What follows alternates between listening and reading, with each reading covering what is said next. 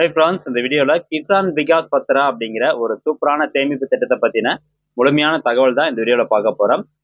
அதாவது இந்த திட்டத்தில் நீங்கள் முதலீடு பண்ணுற அந்த தொகையானது ஒரு குறிப்பிட்ட காலத்துக்கு அப்புறமா அப்படியே டபுள் மடங்கு ஆயிரும், இரட்டிப்பாயிரும். 5 லட்ச ரூபா முதலீடு பண்ணுறீங்கன்னா ஒரு சர்டன் பீரியடுக்கு அப்புறமா அது 10 லட்சமாக மாறிடும். ஸோ உங்களுக்கு மெச்சூரிட்டி அப்போ, முதிர்வு காலத்தப்போ உங்களுக்கு அப்படியே டபுள் மடங்காக ரிட்டர்ன்ஸ் கிடைக்கும். ஸோ அப்படியாப்பட்ட ஒரு சேஃபான ஒரு திட்டம் தான் இது கிசான் விகாஸ் பத்ரா. இது போஸ்ட் ஆஃபீஸ் அண்ட் பேங்க் ரெண்டுலேயுமே அவைலபிளாக இருக்குது. ஸோ இந்த திட்டத்தை பற்றின ஒரு முழுமையான தகவல் இந்த வீடியோவில் பார்க்கலாம். அதாவது டேக்ஸ் பெனிஃபிட்லாம் இருக்கா இல்லையா, இந்த திட்டம் மூலமாக நீங்கள் இன்வெஸ்ட் பண்ணதுக்கு அப்புறமா அந்த அமௌண்ட்டுக்கு அகெயின்ஸ்டாக நீங்கள் லோன் வந்து எடுக்க முடியுமா முடியாதா, ஸோ இது மாதிரி பல தகவல் இந்த வீடியோ நம்ம பார்க்க போகிறோம். ஸோ இந்த இன்ஃபர்மேஷன் எல்லாமே தெரிஞ்சுக்கிட்டு அதுக்கப்புறமா நீங்கள் வந்து இந்த திட்டத்தில் முதலீடு பண்ணலாமா இல்லையா அப்படிங்கிறத டிசைட் பண்ணிக்கோங்க. சரி, வாங்க வீடியோக்குள்ளே போகலாம். ஓகே, இந்த கிசான் விகாஸ் பத்ரா அப்படிங்கிறது என்னன்னா ஒரு சேவிங் ஸ்கீம் சர்டிஃபிகேட்டு. இந்த திட்டத்தில் நீங்கள் முதலீடு பண்ணும்போது அது வந்து ஒரு பத்திரமா உங்களுக்கு கொடுத்துருவாங்க. இது பேங்க் அண்ட் போஸ்ட் ஆஃபீஸ் ரெண்டுலேயுமே அவைலபிளாக இருக்குது. நீங்கள் எங்கே வேணாலும் முதலீடு பண்ணிக்கலாம். ரெண்டு பக்கமும் ஒரே இன்ட்ரெஸ்ட் ரேட் தான் வரும். நீங்கள் டெபாசிட் பண்ணுற அந்த தொகையானது வந்து லம்சம் அமௌண்ட்டாக தான் நீங்கள் டெபாசிட் பண்ணணும். அதாவது பிரித்து டெபாசிட் பண்ண முடியாது. ஒரே டைம் எல்லா அமௌண்ட்டுமே டெபாசிட் பண்ணணும். இப்போ இந்த ஸ்கீமில் வந்து நீங்கள் 1 லட்ச ரூபா முதலீடு பண்ணணும்னு நினைக்கிறீங்க அப்படின்னா அந்த 1 லட்ச ரூபாயும் இனிஷியலாக அக்கௌண்ட் ஓப்பன் பண்ணுறப்பே நீங்கள் கட்டிடணும். ஃபர்ஸ்ட் வருஷம் ஒரு 50,000 ரூபா கட்டுறேன், 2வது வருஷம் 50,000 ரூபா கட்டுறேன், அப்படி வந்து கட்ட முடியாது. ஒரு ஒன் டைம் இன்வெஸ்ட்மெண்ட் மாதிரி ஒரே டைம் நீங்கள் கட்டிடணும். அதே மாதிரி நீங்கள் முதலீடு பண்ணக்கூடிய அந்த தொகையானது 115 மாசத்துக்குள்ளார அப்படியே டபுள் மடங்கு ஆயிரும். அதாவது 9 வருஷம் 7 மாசத்துக்குள்ளார நீங்கள் இப்போ 1 லட்ச ரூபா முதலீடு பண்ணுறீங்கன்னா 9 வருஷம் 7 மாசம் கழிச்சு அந்த அமௌண்ட் அப்படியே 2 லட்சமா மாறிடும். ஸோ இதுக்கு முன்னாடி பார்த்தீங்கன்னா இப்போ போன வருஷம் வந்து 10 வருஷம் 4 மாசமா இருந்தது. இப்போ இந்த வருஷம் அதை குறைச்சிருக்கிறாங்க, 9 வருஷம் 7 மாசம். இந்த குறைக்கிறது வந்து எதை பொறுத்து நடக்கும், இந்த இன்ட்ரெஸ்ட் அமௌண்ட் வந்து டிசைட் பண்ணுவாங்க பார்த்தீங்களா. ஸோ அந்த இன்ட்ரெஸ்ட் ரேட்டை வந்து டிபெண்ட் பண்ணி தான் இந்த அமௌண்ட் டபுள் ஆகிறது சொல்லுவாங்க. தற்போது இருக்கக்கூடிய இன்ட்ரெஸ்ட் ரேட் படி 115 மாசத்துக்குள்ளார நீங்க முதலீடு பண்ண அந்த அமௌண்ட் வந்து டபுள் ஆயிரும்.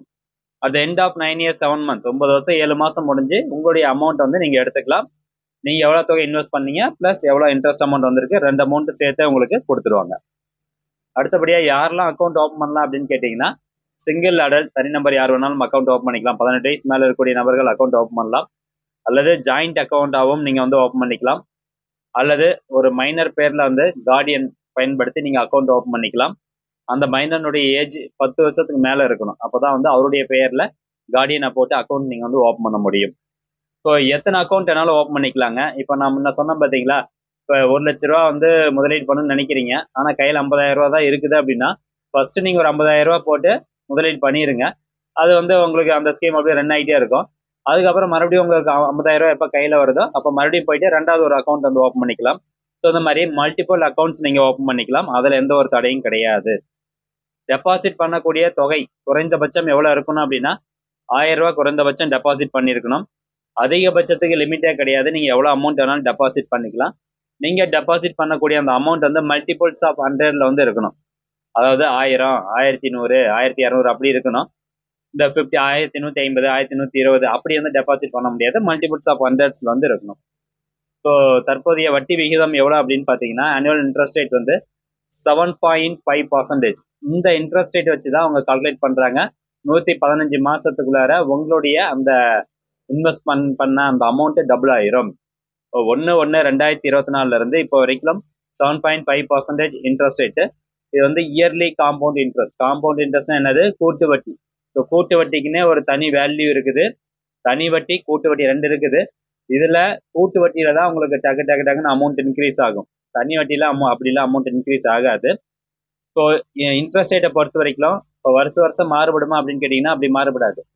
இப்போ இன்னைக்கு நீங்க போய் அக்கௌண்ட் ஓப்பன் பண்றீங்கன்னா எவ்வளவு இன்ட்ரெஸ்ட் ரேட்டு, 7.5% சொல்றாங்க. அதே இன்ட்ரெஸ்ட் ரேட் தான் உங்களுடைய அந்த அக்கௌண்ட் மெச்சூரிட்டி ஆகிற வரைக்கும் இருக்கும். ஸோ நடுவில் வந்து 8% ஆயிடுச்சுன்னா அப்படியே 8% மாத்திடுவாங்கன்னா மாற்ற மாட்டாங்க. அல்லது இன்ட்ரெஸ்ட் ரேட் குறையுது, ஒரு 6% ஆகுதுன்னா உங்களுக்கான ஸ்டார்டிங் இன்ட்ரெஸ்ட் ரேட் 7.5ங்கிறது 6%க்கு மாறாது. ஸோ ஓப்பன் பண்ணும்போது என்ன இன்ட்ரெஸ்ட் ரேட்டோ அதே தான் கடைசி வரைக்கும். அடுத்தபடியா இந்த கேவிபி கிசான் விகாஸ் பத்ரா அந்த சர்டிஃபிகேட் வச்சு கொலாட்ரல் செக்யூரிட்டியா நீங்க பயன்படுத்தி ஒரு பேங்க்ல லோன் வாங்க முடியும். இப்போ போஸ்ட் ஆஃபீஸ்ல போயிட்டு நீங்கள் ஒரு 5 லட்ச ரூபாய்க்கு இந்த கேவிபி சர்டிஃபிகேட் வாங்கிட்டீங்க, ஒரு 2 வருஷம் போயிருச்சு, அதுக்கப்புறமா உங்களுக்கு வந்து அமௌண்ட் தேவைப்படுது. ஸோ அந்த கேவிபி சர்டிஃபிகேட் நீங்கள் வாங்கி வச்சிருக்கீங்க பார்த்தீங்களா 5 லட்ச ரூபாய்க்கு, ஸோ அதை கொண்டு போய் அடமானம் வைக்கிறது, அதாவது கொலாட்ரல் செக்யூரிட்டி, அதை வந்து ஒரு அடமான பத்திரமா அவங்க எடுத்துக்குவாங்க. பேங்க்ல அடமானம் வச்சுட்டு இந்த மாதிரி நான் 5 லட்ச ரூபாய்க்கு கேவிபியில் அக்கௌண்ட் ஓப்பன் பண்ணியிருக்கேன், ஸோ எனக்கு லோன் கொடுக்கலாம் அப்படின்னு சொல்லி நீங்கள் கேட்கலாம். அவங்க நம்பி உங்களுக்கு லோன் கொடுப்பாங்க. ஸோ அதான் வந்து கொலாட்ரல் செக்யூரிட்டியாக நீங்கள் வந்து யூஸ் பண்ண முடியும். அண்ட் நம்மளுடைய இந்த கேவிபி அக்கௌண்ட்டை பார்த்தீங்கன்னா ஒருத்தரோட பேர்லேருந்து இன்னொருத்தரோட பேருக்கு ஈஸியாக ட்ரான்ஸ்ஃபர் பண்ணிக்கலாம், அந்த வசதியும் இருக்குது. அதே மாதிரி இப்போ நீங்கள் போஸ்ட் ஆஃபீஸில் கேவிபி அக்கௌண்ட் ஓப்பன் பண்ணியிருக்கீங்க அப்படின்னா அதை வந்து பேங்க்குக்கு அப்படியே நீங்கள் ட்ரான்ஸ்ஃபர் பண்ணிக்கலாம், அல்லது பேங்க்கில் ஓப்பன் பண்ணியிருந்தீங்கன்னா போஸ்ட் ஆஃபீஸ்க்கு ட்ரான்ஸ்ஃபர் பண்ணிக்கலாம். ஸோ இது மேக்ஸிமம் நம்ம ட்ரான்ஸ்ஃபர் பண்ண மட்டும் அது தேவை கிடையாது. நெக்ஸ்ட் பார்த்தீங்கன்னா உங்களுடைய அந்த கேவிபி அக்கௌண்ட்டுக்கு வந்து நாமினேஷன் ஃபெசிலிட்டி அவைலபிளாக இருக்குது. நாமினி வந்து ஆட் பண்ணி வச்சுக்கலாம். இன்கேஸ் நமக்கு ஏதாவது பிரச்சனை ஏற்பட்டுச்சுன்னா நாமினிக்கு அந்த அமௌண்ட் போய் சேர்ந்துடும். ஓகே, நெக்ஸ்ட் பார்த்தீங்கன்னா ப்ரீமெச்சூர் க்ளோசர் அப்படின்னா முன்கூட்டியே நம்ம அக்கௌண்ட்டை க்ளோஸ் பண்ணுறது. இப்போ 10 வருஷம் இந்த ஸ்கீம் அப்படின்னா நீங்கள் ஒரு 3 வருஷத்தில் அக்கௌண்ட் க்ளோஸ் பண்ணணும்னு நினைக்கிறீங்க, இம்மீடியட்டாக உங்களுக்கு பணம் தேவைப்படுது அப்படின்னா அந்த ஃபெசிலிட்டியும் இதில் அவைலபிளாக இருக்குது. ஸோ நீங்கள் முன்கூட்டியே அக்கௌண்ட்டை க்ளோஸ் பண்ணி அதில் இருக்கக்கூடிய பணத்தை வந்து நீங்கள் எடுத்துக்க முடியும். ஸோ அப்போது அதுக்கு ஒரு கண்டிஷன்ஸ் வந்து கொடுத்துருக்குறாங்க. இப்போ நீங்கள் அமௌண்ட் இந்த வருஷம் முதலீடு பண்ணுறீங்க, அடுத்த வருஷமே போயிட்டு நான் ப்ரீமெச்சூர் க்ளோசர் பண்ணிக்கிறேன் அப்படின்னா அதுக்கு அலோவ் பண்ண மாட்டாங்க. ஸோ குறிப்பிட்ட டைம் வந்து இருக்குது. எப்போ அப்படின்னா 2.5 வருஷத்துக்கு அப்புறம் அல்லது 30 மாதத்துக்கு மேலே தான் நீங்கள் ப்ரீமெச்சூர் க்ளோசர் பண்ண முடியும். எப்போ இந்த அக்கௌண்ட்டில் நீங்கள் ஜாயின் பண்ணி இந்த ஸ்கீமில் ஜாயின் பண்ணி 2.5 வருஷத்துக்கு அப்புறம் தான் ப்ரீமெச்சூர் க்ளோசர் வந்து பண்ண முடியும். 2.5 வருஷத்துக்கு முன்னாடி நீங்கள் ப்ரீமெச்சூர் க்ளோசர் பண்ணணும் அப்படின்னா பண்ண முடியாது. இது எந்த கண்டிஷன்ஸில் நீங்கள் பண்ணலாம் அப்படின்னா, இன்கேஸ் சிங்கிள் அக்கௌண்ட் ஹோல்டராக இருந்தீங்கன்னா, சிங்கிள் அக்கௌண்ட் ஹோல்டர் இறந்துட்டாலோ அல்லது ஜாயிண்ட் அக்கௌண்ட் ஹோல்டர்ஸ் எல்லாருமே இறந்துட்டாங்க அப்படின்னா மட்டும்தான் டைரெக்டாக அக்கௌண்ட்டை க்ளோஸ் பண்ணி அந்த அமௌண்ட் வந்து நாமினிக்கு போய் சேரும். ஸோ இது வந்து 2.5 வருஷத்துக்கு முன்னாடியே இந்த அக்கௌண்ட்டை நீங்கள் க்ளோஸ் பண்ணலாம்.